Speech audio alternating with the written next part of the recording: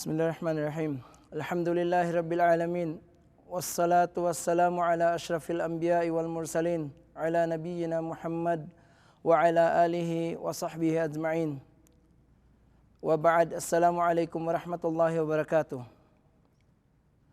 Una sa lahat, nararapat lamang na tayo ay magpapasalamat kay Allah sa lahat ng biyayang ipinagkaloob niya sa atin, lalo't lalo na ginabayan niya tayo na maging isang Muslim. Sa isang Muslim, alam natin na si Allah ay lumikha sa atin at hindi niya tayo nilikha maliban na lamang na tayo upang sumamba sa Kanya. Sinabi ni Allah sa banal na Quran, وَمَا خَلَقْتُ الْجِنَّ وَالْإِنسَ إِلَّا لِيَعْبُدُونَ.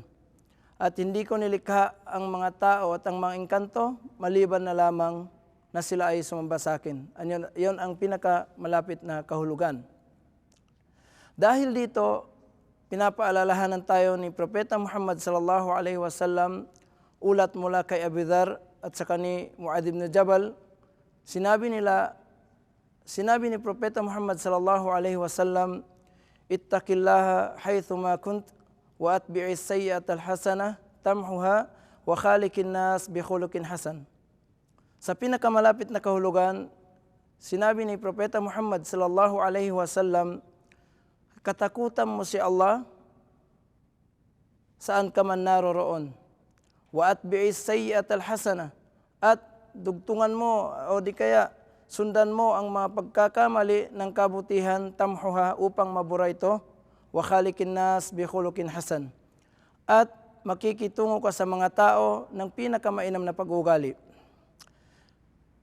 Tingnan natin kung ano sinabi ni Propeta Muhammad sallallahu alaihi wasallam sa taqwa, o di kaya sinabi niya, ittaqullah, katakutan mo si Allah. Nung tinanong si Ali radiyallahu an kung ano yung taqwa, sabi ni Ali radiyallahu an, at taqwa, sabi niya, hiya al-khawfu minal jalil wal amalu bit tanjil wal qana'atu bil qalil wal isti'dadu li yawmir rahil. Sinabi ni Ali radiyallahu an, ang kahulugan, sabi niya, ng takwa ay ang takot mo kay Allah at ang paggawa mo sa lahat ng mga ipinababa niya, yung kautusan niya. Wal qana'atu bil qalil, at kontento ka sa lahat ng mga biyaya ni Allah, yung mga kukonting biyaya ni Allah sa iyo. Wal istidadu li yaumir rahil, at ang paghahanda sa araw na ikaw ay maglalakbay patungo sa iyong hantungan o di kaya patungo sa iyong kamatayan. Mga kapatid sa pananampalatayang Islam, nararapat lamang sa isang tao na iwasan niya ang lahat ng ipinagbabawal ni Allah sa kanya at gawin niya ang lahat ng ipinag-uutos ni Allah, dahil ito lamang ang layunin kung bakit tayo nilikha ni Allah dito sa mundo.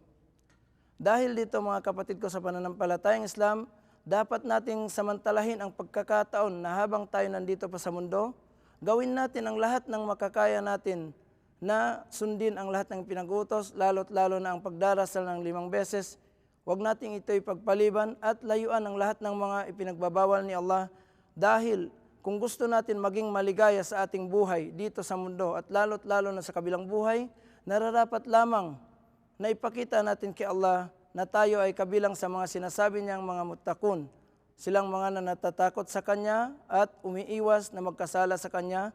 At hihiling ko kay Allah, naway ipabilang tayo ni Allah, at naway ipabilang tayo ni Allah sa mga sinasabi niyang muttaqun at mga binabantog niya na sinabi niya, innallaha yuhibbul muttaqin. Katotohanan, si Allah, minamahal niya ang mga silang natatakot o mangilag at magkasala sa Kanya. At naway ipabilang tayo doon at matatamasa natin ang biyaya ni Allah dito sa mundo at lalo na sa kabilang buhay. Hanggang dito na lang. Subhanakallahumma bihamdi, asyhadu an la ilaha illa anta, astaghfiruka wa atubu ilaik.